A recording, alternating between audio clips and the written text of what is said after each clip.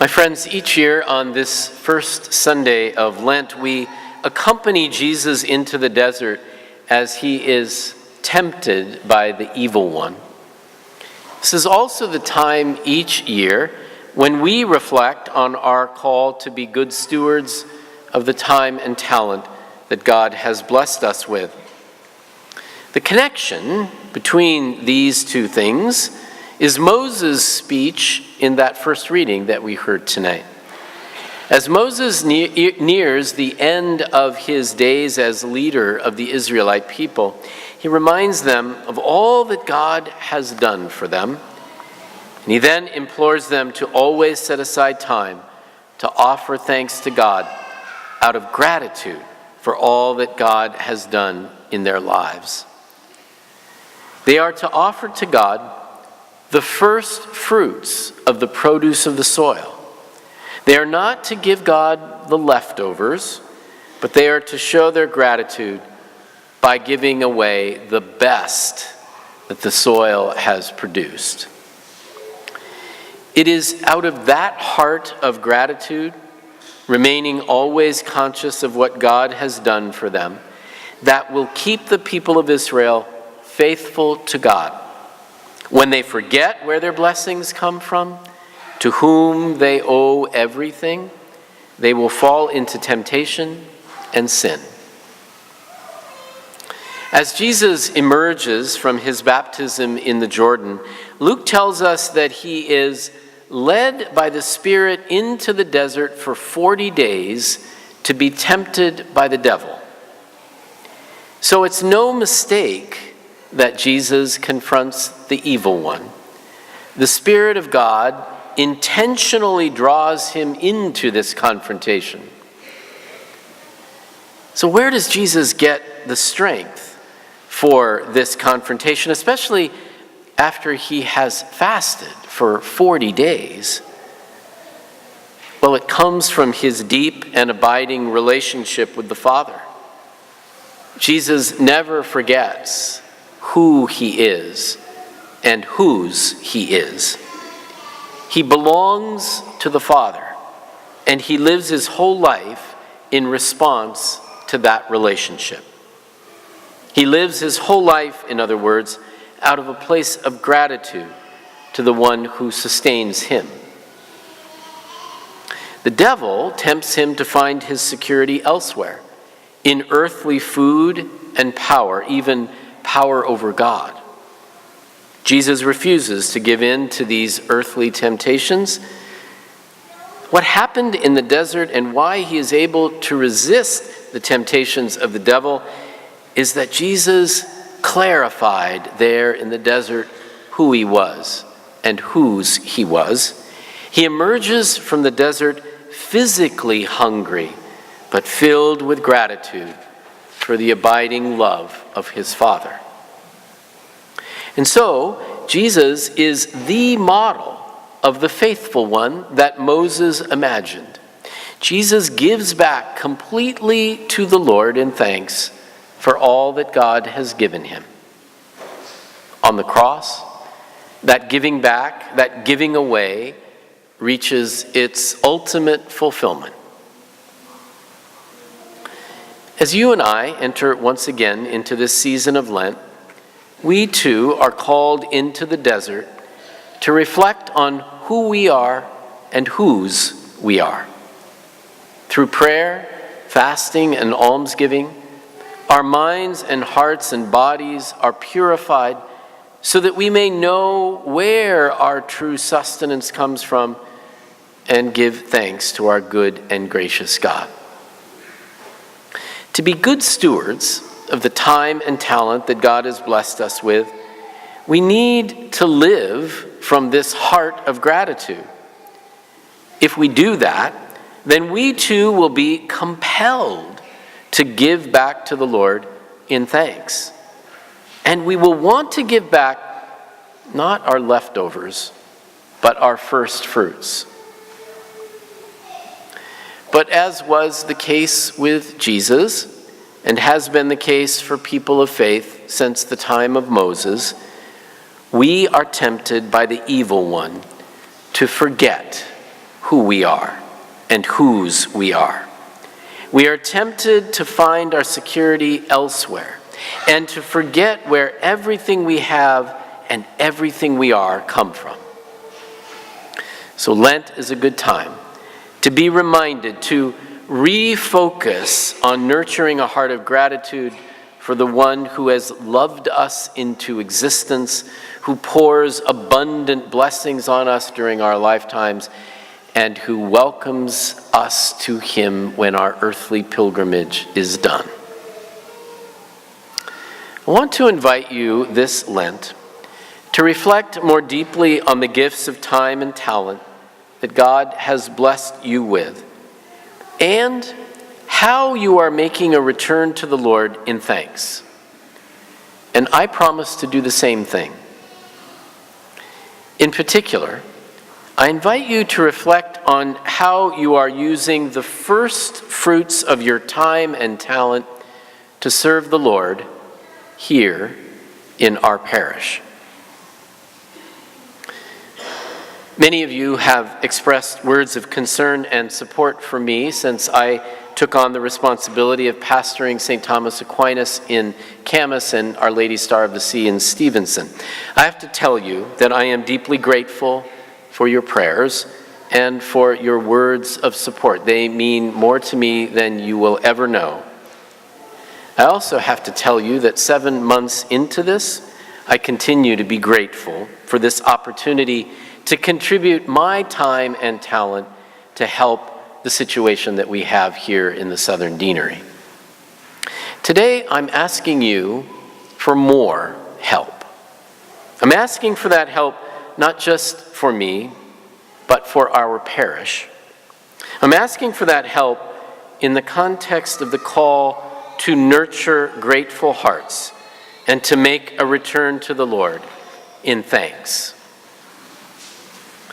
The truth is, my friends, we could be doing much better in giving of our time and talent to our parish.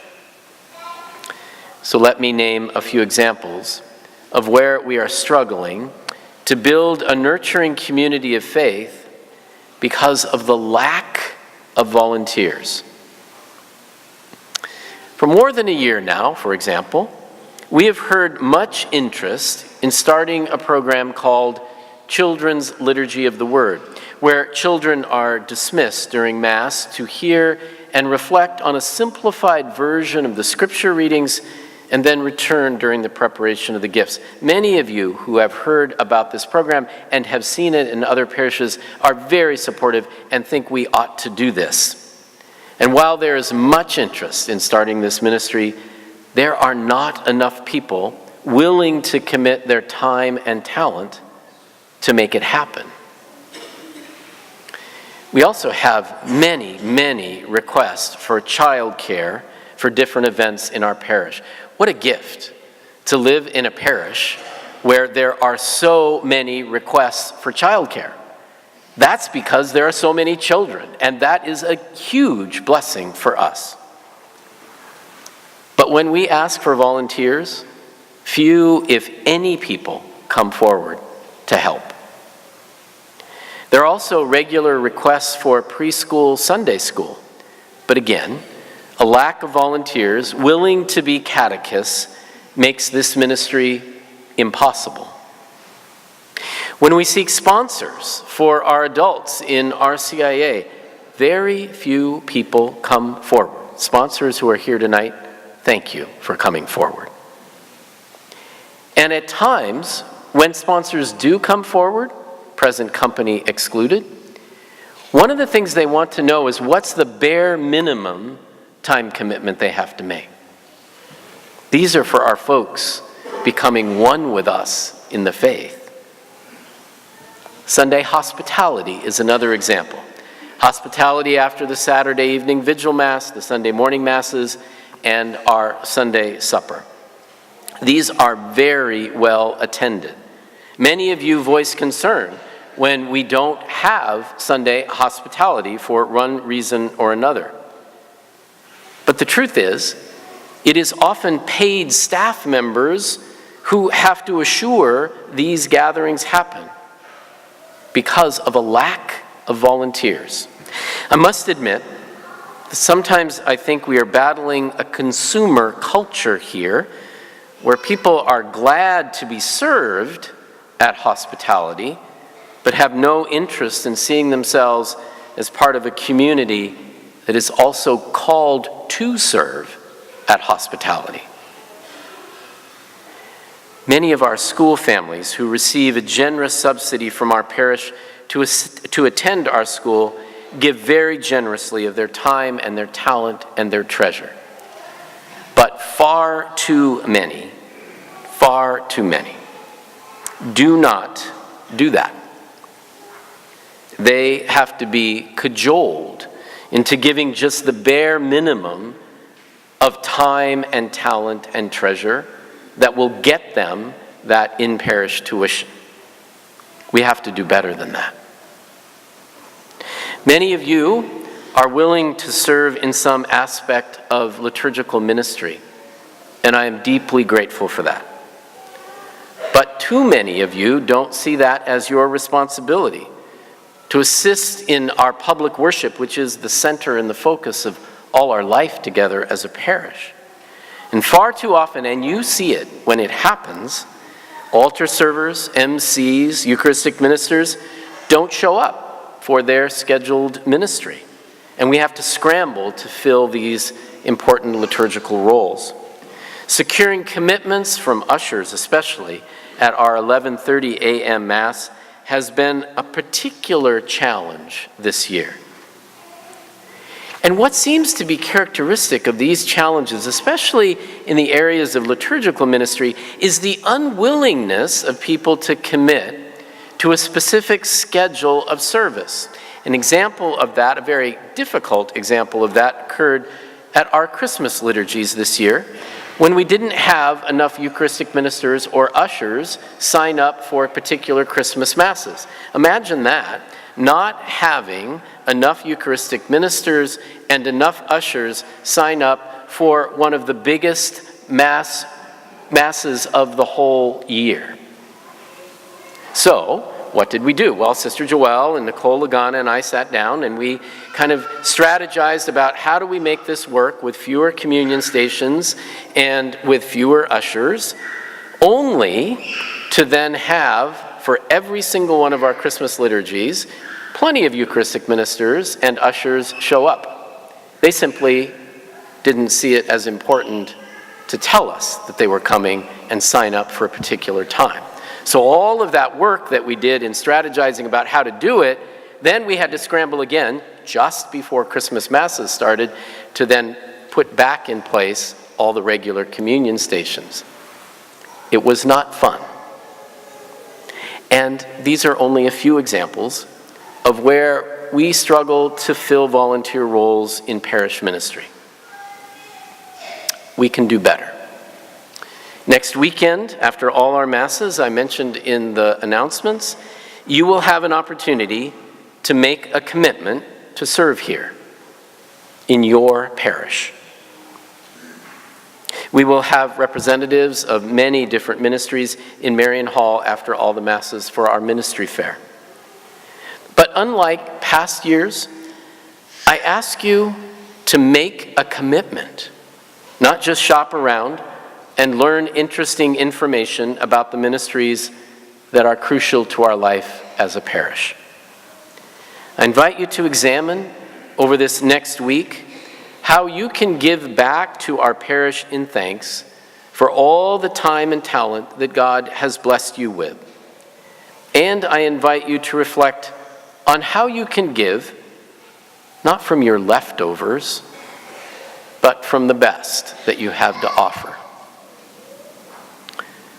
Like the people of Israel long ago, and like Jesus, you and I can be tempted to forget the gifts that have been given to us, and to lose sight of who we are and whose we are.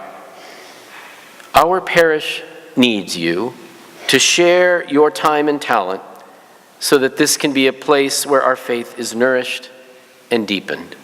But more importantly, you and I need to share our time and talent in order to resist the temptation of the devil, who tells us that there are many more important things to do with our time. Finally, to those of you who already give so generously of your time and talent that allows us to do what we do in this parish, thank you. To those of you who are elderly and who are not able to serve physically in ministries anymore, thank you for the time that you did do that in this parish. And I ask you to please embrace a ministry of prayer now. Pray for your fellow parishioners that they may step up and fill those roles that you so faithfully filled. My friends, as we enter into this great season of Lent, may we nurture hearts of gratitude for our God who comes among us in the person of Jesus and gives himself completely to us. As we gather around this sacred table now to commemorate and to make present this self-giving love, may we be inspired to imitate him and give back in thanks our faithful stewardship of time and talent.